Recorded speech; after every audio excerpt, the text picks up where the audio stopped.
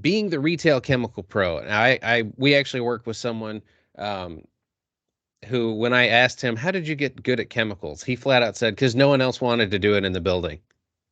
Okay, so uh, this is kind of a crash course or directions for how you can become the retail chemical pro. You're obviously not going to be one just by watching a 25-minute presentation, but if you do a lot of the things that we're going to cover in here, you'll find it gets a lot easier, and people will start looking at you as the chemical authority. So we want to give you a little chutzpah when you're actually dealing with your people in the retail store. So know your chemical history, tricks to being the chem pro, chemical testing briefly because we covered that pretty good in the last one. Proactive chemistry and troubleshooting. Every problem is an opportunity, and I've said that in multiple presentations because every time someone comes into your store with a problem, it's good because they came in to see you, which means they already have some level of trust, or they're trying you out to see if maybe these are my pool people now. I want to use them so they can help me take care of my issue. So, uh, yeah, history time. Pool and spa retail environment in the early days. You had to have stuff. You had to have staff, and you need to have a store. It wasn't as readily available as it is now. You can get pool stuff a lot of different places. You can get it in big box stores. You can get it online. You can get it at specialty stores. Back in the day, it was all specialty stores, and that was kind of fun because they had to come in and see you because where else am I going to get this stuff? It's so weirdly specific that I don't know where to go to buy this stuff. More recently, we'll call that the Smash Mouth era. Um, it started to branch out a little bit further. You saw it happening more in big box stores. You saw inklings of people starting to sell stuff online, and people starting to become their own internet experts, sharing the rights and wrongs, regardless of if they were correct or not. And spreading a lot of weird misinformation. Matt and we do a podcast or a video thing on YouTube where it's called Real Scoop Live, where we've actually talked about some of the misinformation that's out there online, and it'll kind of blow your hair back when you see what a lot of people are talking or saying to do with your pools or spas, just because of how flat out wrong it is. Um, yeah, we're not going to get into that one today because that's a whole other thing. Uh, the last couple years, it was a very different environment. If you had stuff, you could sell stuff because people couldn't get it. There were shortages. There was things not coming into the country just because you couldn't ship stuff out properly. There were delays at people building stuff. You needed staff. You needed a warm body in there so they could help carry stuff out to the car. A lot of the selling tactics that people used to use kind of went to the wayside because there was so much interest and so much demand that you just had to have people and stuff. And if you had those two things, it was not too bad. This was a wild card. We can't count on this. This is shifting. I know a lot of you have already told me that you're seeing it change right before your eyes, and some people's markets said it's gone right back to where it was in 2019 and before. So moving forward, what do we have to do? We've got to have staff, knowledgeable staff. So we got to train them up so that they know how to sell properly, how to take care of customers' issues, store experience, the reasons why your customers come in, and stock. A store stocked with products you believe in that you know can work and do well for your customers. So a couple tough questions to ask yourself, and just do this internally. We're not asking you guys here directly, but what do you guys do? You remember how to sell chemical programs? Does your staff remember how to sell chemical programs? Because I mean, it's been a weird couple years, and there's been a lot of stuff that went on. So if you need refresher courses, ask. We're always happy to help. Ask other vendors too on other things. Chemicals can be a big reason why people come into your store. It can be the milk and the eggs. It can be the bread, like at the grocery store. It's the staple of why people come into your store. While they're in there, you can show them other cool stuff, but you got to have the hook, the reason to actually get them into the store. Chemicals can be that. So if you're not leaning on them, you should, because that can be a big one, especially when you've got access to stuff out there that's so much better, stronger, higher quality. More functional, like API products, that they can get from other places. So keep that in mind. You've got a lot of power behind the counter, and don't be afraid to use it because you are the authority. So why do customers come to your store? Why do they come to my store versus other pool shops? Is it your customer service? Do they like you? Like, is it you? Are you the only game in town? Is there ask these questions of yourself, because if you don't have good answers or you don't have answers at all, it's just a good reflection experience to be like, maybe I need to look at this. Why would they go to you over a big box store? Why over shopping online? My de facto would be you guys bring a lot more to the table than you give yourself credit for, and a lot of retailers underestimate what they bring to the industry. Um, don't. You guys bring a lot. Even on your worst day, you've got more information of what goes on in pools and spas than most of the internet, all wadded up into one big ball. How fast do we say Hey, no? speaking of that, Brett. Yeah. Speaking of that, how many of the retailers here have been in a situation where they say, "Well, this is what we recommend to fix it," and a consumer says, "Well, that's not going to work." And in your mind, you're saying, "Well, I just did 500 water tests this week, and I've taken care of at least 500 pools on any given day, but yet, yeah, don't believe me, Yeah. whatever." I mean, Matt that has a happens all the time. I mean, I'm sure that a lot of people here are going, "Yeah, dude, I've been there, done that." he's got a very good point, and we'll actually see a slide later on that says hold your ground, because don't give it up, because you got more backing behind you than they do. How fast do you say no? This is one that I saw a lot the last couple years, because if it was new staff that came in and they didn't realize what you had in the building, there's a lot of times they'll just say no. Hey, do you have this? No. When you might have other products that do the same thing or maybe even a better job. So that's why the training aspect comes in. Do you know what you've got in the store? Does your staff know what you've got in the store and what it can be used for? Um, how do we how does what we sell make our customers' lives better or easier? We get hung up on how much does it cost? What does this bucket do? What does this do for your homeowner? The overreaching theme is this bucket going to give them a good experience in their backyard, or is this going to be just another thing that sits in their garage? Sell the experience, not the bucket. Nobody cares about a bucket, right? Sell the good times. This is the good times you're going to have in your pool. Here you go. And are you confident in what you sell? Is your staff confident in what you sell? That's a big one too, because, well, that's what we have. Did you tell your staff why that's what you have? Did you tell them that's what you believe in? Did you tell them this is the best this is the best out there and that's why we have it in the building? Because if they don't believe in that, they're not sending that message to your customers, and your customers don't know that, and they're not sharing that with their friends, their families, anybody else that has a pool. Um, so messaging can be important as well. So chemical pros, how do we train the trainer? Make the trainer do the training. So if you've got someone in the store who has some basic inkling of chemical background, some knowledge, make them do the training for the other people, because the best way to learn a subject matter is to teach it to someone else, because a lot you don't want to feel like a fool, so it makes them double down. They've got to learn a little bit better, otherwise they look like a complete ninny and they're like, well, I don't know, just read the book. You can always have it backfire, and you might have a jackwagon in the store that doesn't do it the right way.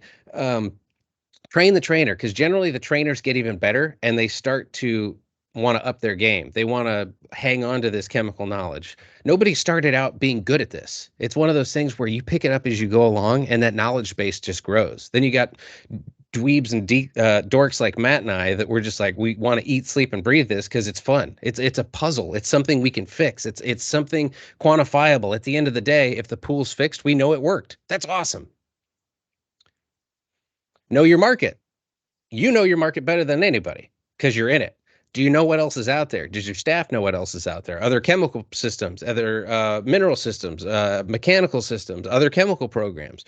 Kind of have a rough understanding of what's going on in your market, because every program has different factors in it. So if you know common factors in your competition's programs or even their lack of programs, you could potentially sell things that make their lives easier too. And then you turn them into an ally and they come and see you more frequently at your store.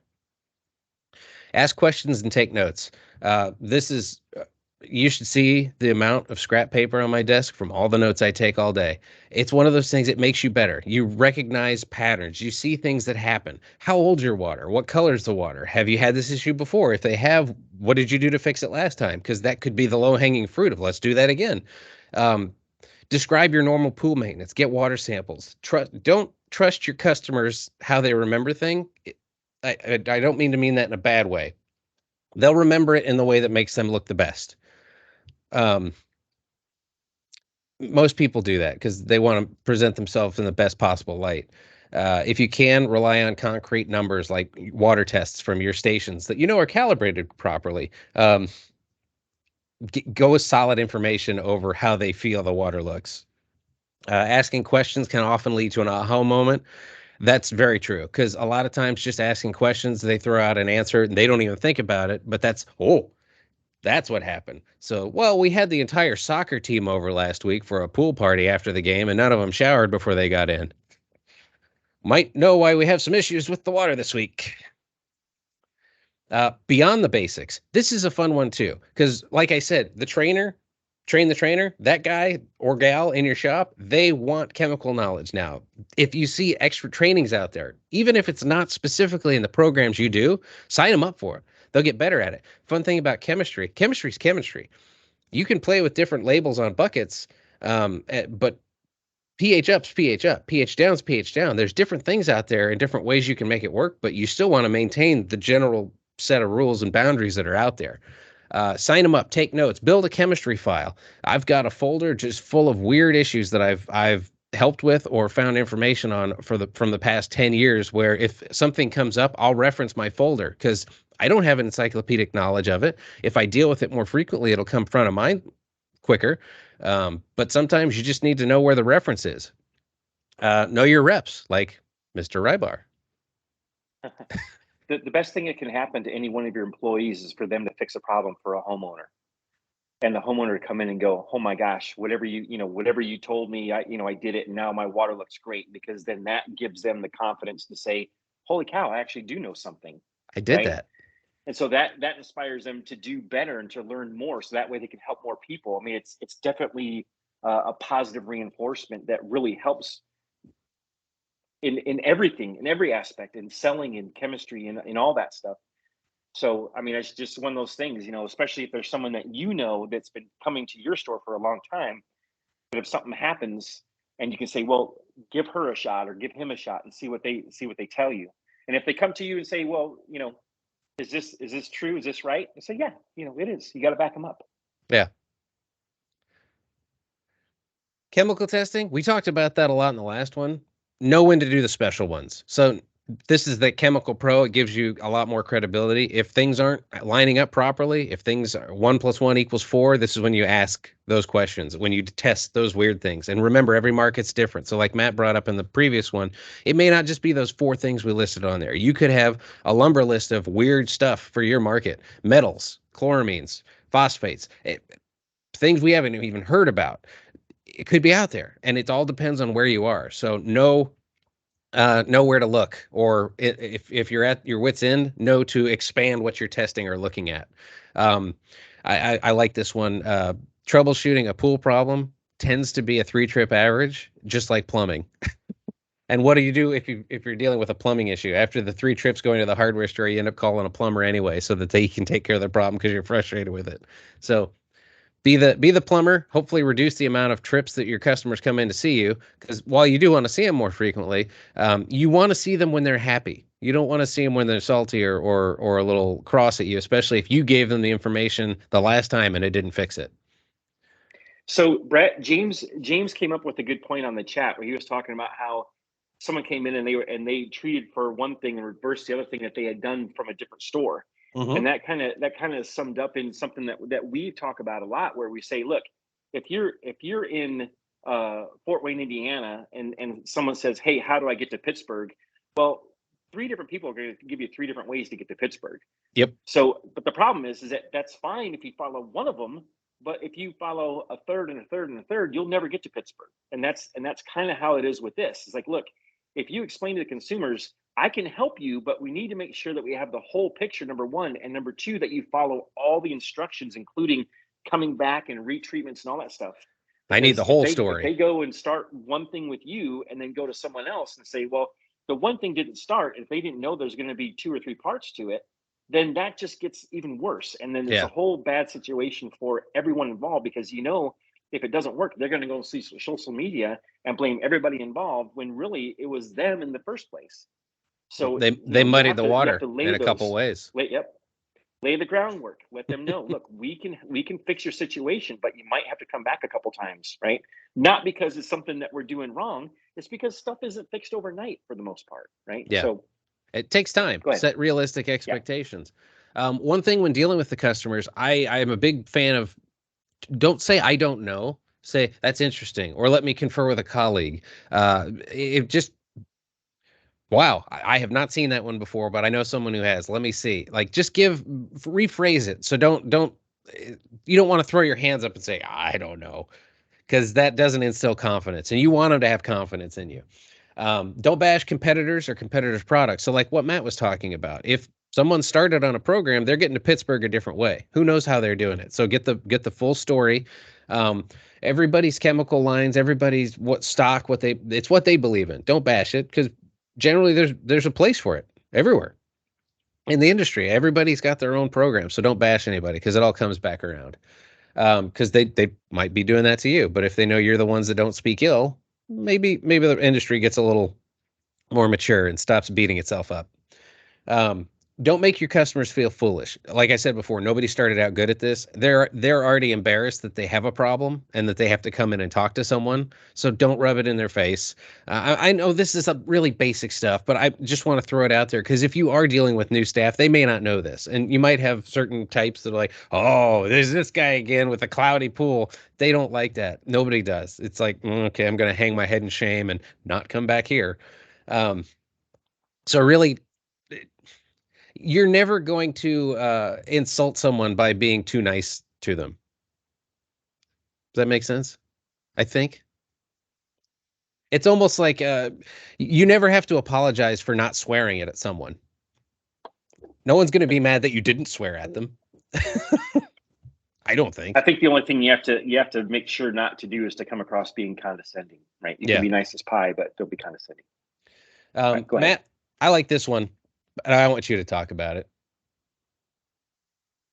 There's Okay. always a party tomorrow. Yeah, so this is one of those things when I mean all of you probably know our products, and you know that we have that product called Revive that can for the most part, a vast majority of the time can actually clean a pool within 24 hours or less, right? But we also know that when it's colder, it takes a little bit longer. But when if someone has a problem on July 2nd, they have a party on July 4th, and hey, guess what? We can take care of it. But the thing is, when you're in a retail situation, you know as well as I do that people come in and they say, "Hey, I have a party tomorrow. I have a wedding around my pool tomorrow, whatever, but my water's green. What do I do?" And in your mind, you're saying, "Well, you start 2 weeks ago, right?" Um, but that's something that can be fixed. And odds are they might have been trying stuff from what they read on the internet, or what they were buying at a big box store or whatever. And so now you're sitting there saying, "Well, I can do what I can to help you, but tell me what you've done already," right? And so now you're relying on, well, what do they remember? Where did they buy the stuff? They're already embarrassed. They're very frustrated and nervous about being embarrassed by having a party at their pool and their pool looks like crap, right? So that's all things to consider. Is like, look, I can do what I can do, but water reacts the way that water reacts, and so let's give it our best effort, and our best effort is, and then fill the blank with that, whatever you sell or whatever you push. Um, Thank you on that one, Matt. Very, very Hmm. true. This point down here, I just wanted to touch on just a little bit. Avoid training your customers to not see you. I've seen it before on many retail floors where the staff of the retail shop will actually shop for the customer with their wallet. So they might recommend things. Oh, you don't need that. You can get by with this, or you don't need that. Or if you've got something that will make their life easier, don't think of it as something that's more expensive. Think of it as something that will enhance their enjoyment of their backyard, because people remember the good times. Um, don't let your staff shop for your customers with their wallet, because Right. they might see a My gosh, Brett, this happens so often where you'll have staff that will say, maybe they do a water sample and someone needs some sodium bicarbonate, right, or total alkalinity, or all that, and they'll say, "Oh, we'll just go to the grocery store and get some Arm and Hammer." And as a business owner, that should shock you to the core, right? Because once they find out that I mean, there is a little bit of a difference just between food grade, industrial grade, and all that stuff. But why would you ever tell one of the customers that are coming into your store to go somewhere else to get a cheaper version, right? This is pool grade. This is what's best for your pool environment, for your swimmers, for your and And I all the other keep it in benefits. stock for you. Yes, yes. This is what you're supposed to be using, right? Yeah. So that just one of those things. Like, man, that happens all the time. It's like in the effort to try to help someone out with cost, they'll never buy that from you again, right? So now you just ruin that part of it. And if it's a savvy shopper, it's like, oh well, what else could I get other places that are bulk or industrial that I don't have to buy from them to actually save a couple dollars, right? So you don't want Uh, to open that door. Just say, no. look, this is total alkalinity. This is the stuff that you're supposed to use, and this is how much you need to put in. So specific instructions when you're troubleshooting. Give your homeowners idiot resistant instructions. And I say idiot resistant because people will always find a way to mess things up. But you want to make sure it's not on you. Bulleted instructions. Do this after this amount of time, do this after this amount of time, do this. There's rarely a magic pill that fixes issues fast. There are certain instances where you can fix issues fast, but really spell it out for them more so than you think you need to, and really drive the point home when you're telling them. Because if you're giving them specific instructions on how to fix a problem, you want to make sure they're following your roadmap so they get to Pittsburgh. Don't cave when you know better. So this is like what Matt was talking about before. If you got a customer that says, I don't want to do what you're saying because I don't think it's right. Right up here is a picture of a perfect, for instance. Well, they didn't want to do what we wanted to do because they knew what was right. Well, what was right in their mind was on the left-hand picture. What we ended up doing after they did what was right was on the right-hand picture. When you know better, don't cave. Say, sir or madam, I've been doing this a long time. I know this is what your issue is.